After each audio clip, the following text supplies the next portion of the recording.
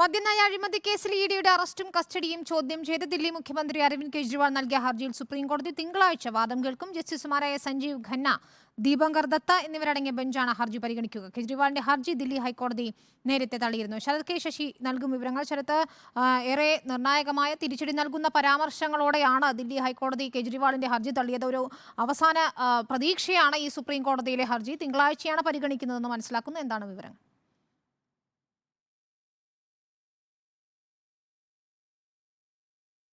വിനീത സൂചിപ്പിച്ചതുപോലെ തന്നെ അരവിന്ദ് കെജ്രിവാളിനെ സംബന്ധിച്ചിടത്തോളം ഏറെ നിർണായകമാണ് സുപ്രീം കോടതിയിലെ ഈ കേസിന്റെ വിധി.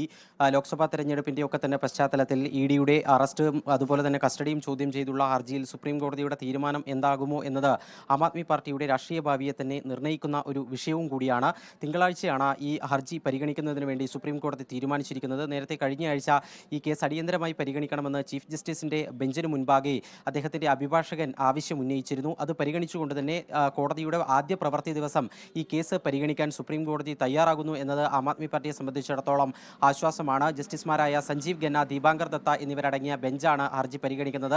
ഈ ഹർജിയിൽ പ്രധാനമായും അരവിന്ദ് കെജ്രിവാൾ ചൂണ്ടിക്കാണിച്ച കാര്യം എൻഫോഴ്സ്മെന്റ് ഡയറക്ടറേറ്റ് പ്രതിഭാഗത്തിൽ നിന്ന് മറച്ചുപിടിച്ച അവിശ്വസനീയമായ ഒരു രേഖ ഉണ്ട്.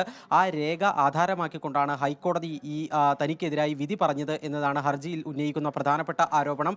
അതുകൊണ്ട് തന്നെ ഹൈക്കോടതി ഉത്തരവ് റദ്ദാക്കണമെന്ന് ഈ പ്രത്യേക അനുമതി ഹർജിയിൽ അരവിന്ദ് കെജ്രിവാൾ ആവശ്യപ്പെടുന്നു. കൂടാതെ ഈ ഹൈക്കോടതി ഉത്തരവിൽ ദൂരവ്യാപകമായ പ്രത്യാഘാതങ്ങൾ സൃഷ്ടിക്കുന്ന ചില നിരീക്ഷണങ്ങളുണ്ട്. അതിലേറ്റവും പ്രധാനം, ഒരു രാഷ്ട്രീയ പാർട്ടിയെ കമ്പനി എന്നുള്ള നിലയിൽ പരിഗണിച്ചുകൊണ്ട് PMLA നിയമത്തിന്റെ പരിധിയിലേക്ക് ഹൈക്കോടതി കൊണ്ടുവന്നിരിക്കുന്നു.